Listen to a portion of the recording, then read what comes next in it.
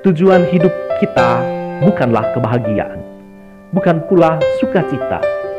Kebahagiaan dan sukacita itu hanyalah efek persatuan hidup kita dengan Kristus.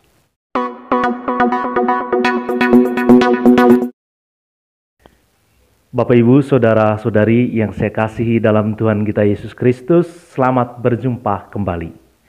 Ketika hidup diartikan sebagai sebuah perjalanan, maka perihal menentukan tujuan merupakan hal yang paling esensial.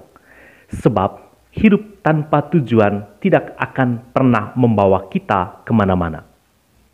Kita mungkin terlihat berjalan, berpindah dari satu tempat ke tempat yang lain, berjumpa dengan banyak orang, berdialog dengan banyak kalangan, meraih aneka prestasi, tetapi pikiran, perasaan, kehendak, serta motivasi kita tidak pernah berpindah. Kita lebih memilih memenjarakan diri dalam egoisme, asalkan happy, bahagia, dan juga kenyang. Bangsa Israel yang protes kepada Musa dan juga protes kepada Allah di padang gurun dalam bacaan pertama menandakan kaburnya tujuan hidup mereka.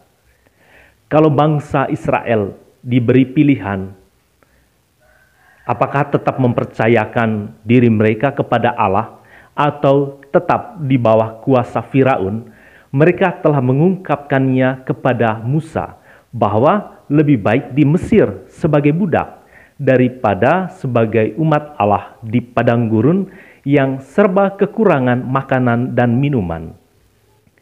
Pemicunya adalah rasa lapar dan juga rasa haus. Seolah-olah iman kepada Allah hanya dapat bertahan sejauh Allah melayani kebutuhan jasmani dan juga kebutuhan psikis semata-mata. Pada titik ini Allah diperlakukan seperti pelayan yang menyediakan segala kebutuhan jasmaniah dan juga kegembiraan psikis kita. Alhasil, ketika kita kenyang, sukses, dan bahagia, Allah yang adalah pelayan itu dikesampingkan. Nanti kalau lapar dan juga jatuh melarat, barulah Allah kita cari kembali. Namun menariknya, Allah tidak kehilangan cara untuk meyakinkan manusia bahwa dirinya layak menjadi tujuan satu-satunya hidup manusia, bukan Firaun, apalagi Mamon. Allah masuk melalui pintu manusia dan keluar melalui pintunya sendiri. Allah masuk melalui pintu manusia dengan menyentuh kebutuhan jasmania dan juga kebutuhan psikis manusia untuk menghantar manusia keluar melalui pintu Allah sendiri, yaitu pintu persatuan hidup manusia dengan Allah. Allah memberi makan mana kepada bangsa Israel, seperti yang kita dengar dalam bacaan pertama. Yesus juga memberi makan roti dan ikan kepada 5.000 orang, seperti yang kita dengar dalam bacaan Injil pada hari Minggu kemarin.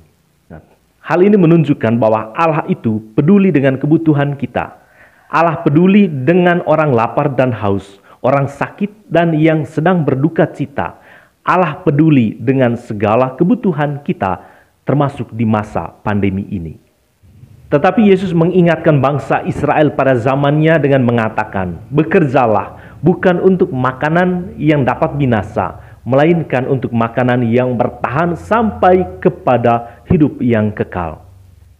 Secara sederhana, Bapak, Ibu, Saudara-saudari yang terkasih, Yesus mau mengatakan bahwa roti yang mereka terima itu suatu waktu akan kadaluarsa, akan rusak, akan membusuk.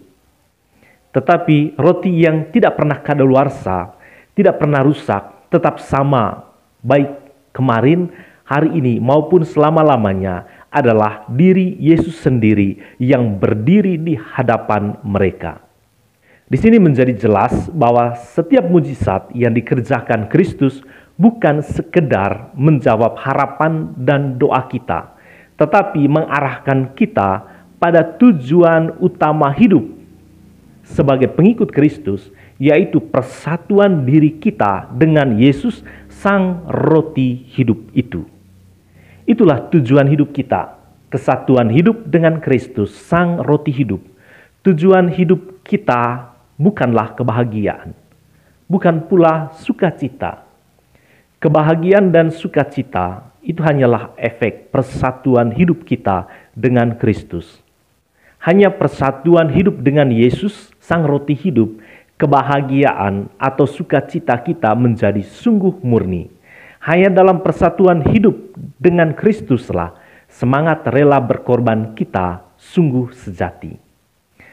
Anda dan saya bisa saja mempraktikkan hidup berbagi dengan sesama seperti roti hidup yang dipecah-pecahkan. Tetapi kalau kita kehilangan kesatuan hidup dengan Kristus, Sang Roti Hidup sejati, semangat berbagi kita bisa saja berbelok pada pencitraan atau bisa saja kehilangan motivasi yang murni. Bagi Paulus, orang yang sungguh hidup bersatu dengan Kristus akan hidup dalam kebenaran dan kekudusan hidup.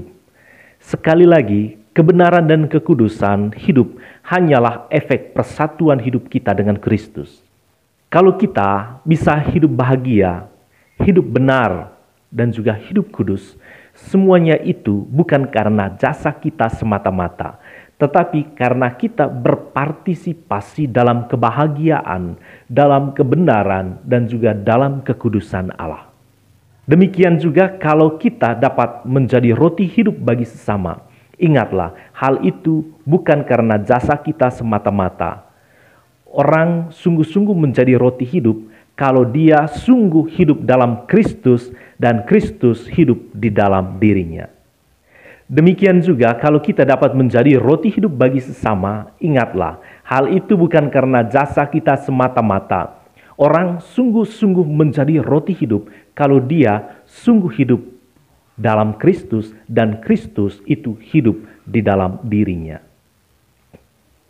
Ketika hidup diartikan sebagai sebuah perjalanan, maka perihal menentukan tujuan merupakan hal yang paling esensial.